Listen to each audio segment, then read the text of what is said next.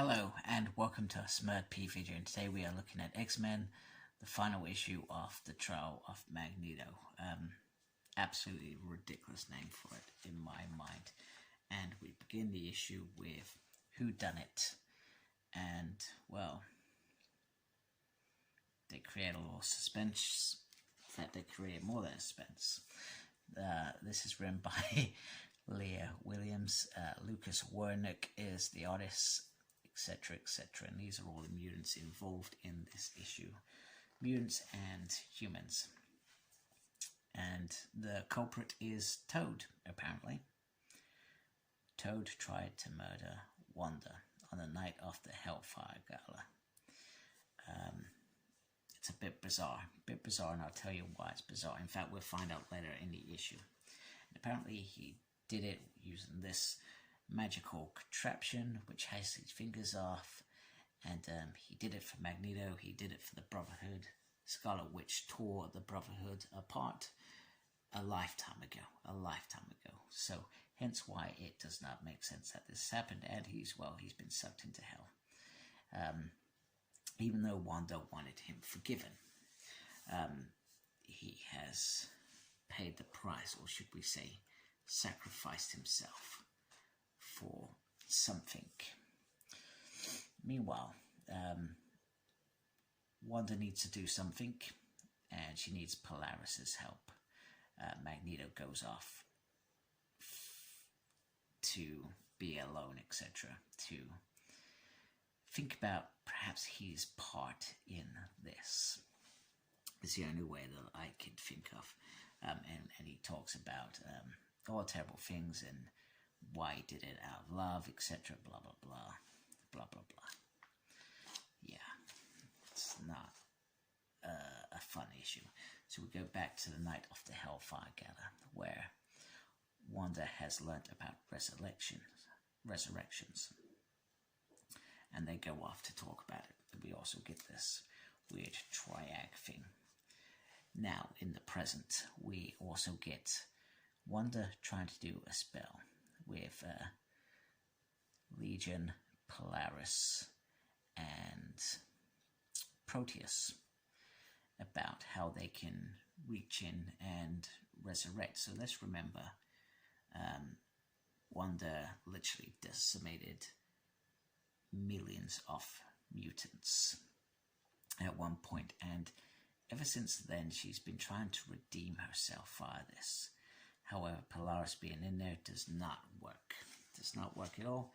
It fails. It fails because Wanda, even though she's not a mutant, she is the one that needs to do it to bring this resurrection about.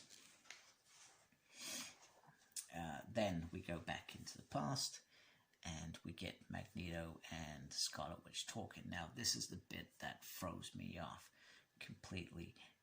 The only way she can understand resurrection and do all this is by killing herself. Ultimately, suicide, in a way. That's what this is, to gain access to that, and hope will help that happen. It's a bit bizarre.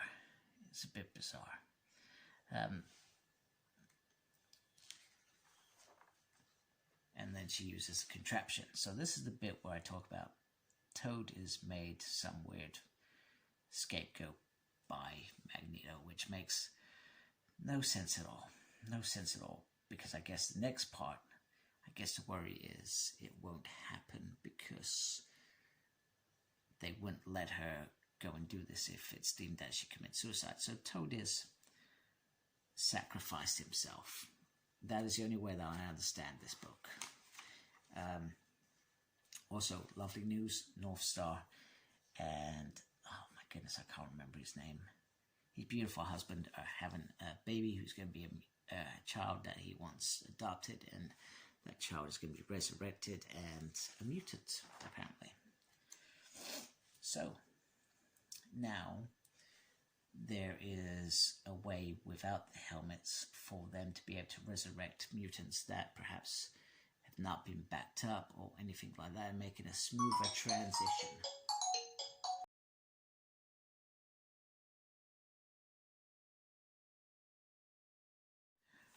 we also see the return of an iconic character who died very early in Uncanny X-Men, John Proudstar, aka Thunderbird, and we immediately know who he is because his arrogance is there, and he calls Banshee Shamrock.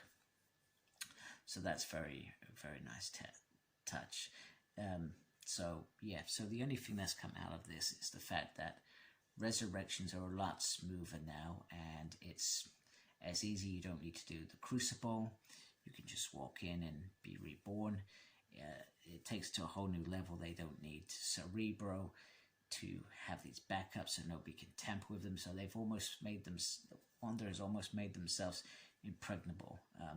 Now I guess the only weird thing is the secret that dies around her suicide stroke, Magneto doing what he did, and Toad. I guess that secret will remain with those three, but I find it odd that Toad is punished, but he always was punished, let's be honest, by Magneto. He was punished for being loyal. So I guess some of the old ways are still there. And then we get Exodus telling a story about the Pretender who became the Redeemer, and her name is Wanda. So all of a sudden, Scarlet Witch is back. I guess maybe there's a new series coming out about the Scarlet Witch. I don't know. But she has redeemed herself, and she is back in favor with the X-Men. So this miniseries, not my favorite miniseries, but yeah, I guess it served some sort of purpose that could have been told in, I don't know, X-Men or something like that as a backstory. But I guess they want to sell issues. So, but the name really pees me off, the Trial of Magneto, because it's not really the Trial of Magneto, is it? It's it should just be called the Pretender or something like that. I don't know, X-Men the Pretender. I don't know, it's like Jonathan Hickman calling X-Men Inferno. Just call it X-Men Destiny, for goodness sake. Ridiculous. So not my favorite mini series, but hey, it's done. It's over with. I will not be remembering this mini series for a very long time, nor will I be going out my way to read it. So if you like my video, appreciate you subscribe to my channel. Make sure you look after yourself and embrace the geekiness. Take care. Goodbye.